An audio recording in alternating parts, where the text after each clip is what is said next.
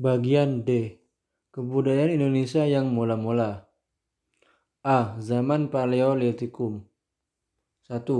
Kehidupan. Mereka belum hidup menetap, tetapi hidup secara nomaden atau berkelana. Mereka mendapat bahan makanan dengan jalan perburuan, penangkapan ikan, dan mengumpulkan hasil-hasil bumi yang mereka temui atau food gathering.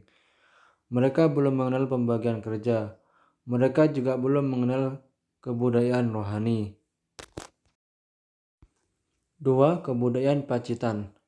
Barang-barang hasil kebudayaan Pacitan tersebut terbuat dari batu yang teknik pembuatannya masih sederhana atau kasar. Alat-alat hidup dari batu umumnya digunakan sebagai kapak genggam atau chopper, alat penetak.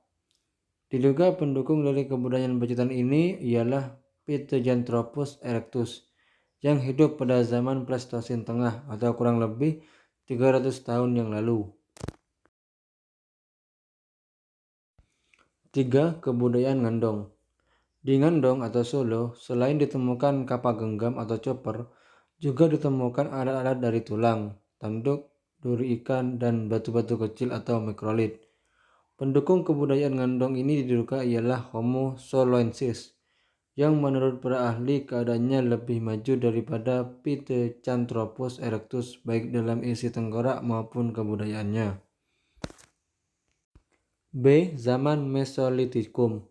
Setelah zaman Pleistosen, maka disusul dengan zaman Holosin. Pembentukan zaman Holosin ini berlangsung antara 50.000 sampai dengan 25.000 tahun yang lalu. Bersamaan dengan perubahan alamnya, manusianya pun ikut mengalami perubahan. Muncullah di bumi Indonesia manusia-manusia dari jenis Homo sapiens. Homo sapiens yang muncul di Indonesia untuk pertama kali ialah Homo wajakensis, yang muncul antara 30.000 sampai 10.000 tahun yang lalu. Ciri-ciri kehidupan zaman Mesolitikum ini pada umumnya masih memiliki sifat-sifat zaman Paleolitikum. Jelasnya sifat mengembara atau nomaden, dan food gathering atau pengumpulan makanan masih berlangsung.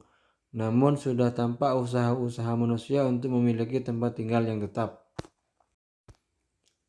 Mereka sudah mulai mengadakan pertanian di tanah yang kering. Kemudian jika bahan makanan di sekitarnya telah habis, mereka pindah ke tempat lain. Bentuk kehidupan semacam ini lazim disebut semi-sedentair.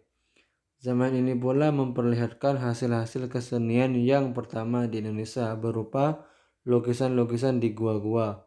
Misalnya terdapat di daerah Toala atau Sulawesi Selatan.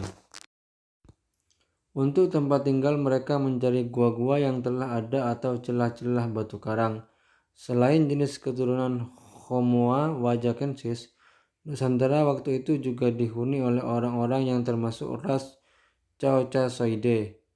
Berdasarkan bentuk-bentuk artefak dan tempat penemuannya, budaya Mesolitikum dapat digolongkan dalam 3 golongan, yaitu 1. Kebudayaan Pebble di Sumatera. Kebudayaan ini berupa kapak pendek terbuat dari batu kali.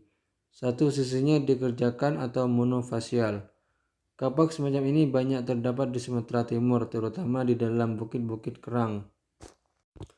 Berdasarkan penyelidikan dari Sarjana Dr. Van Steen Kallenfels, di dalam bukit-bukit kerang itu masih terdapat selain kapak pendek, juga batu penggiling, tulang-tulang binatang gajah, badak, dan rusa. Kapak persegi dan tengkorak yang jenis rasnya masih belum diketahui dengan pasti. Benda-benda kebudayaan yang terdapat di dalam bukit kerang itu umumnya disebut Kyokenmuddingur atau sampah dapur.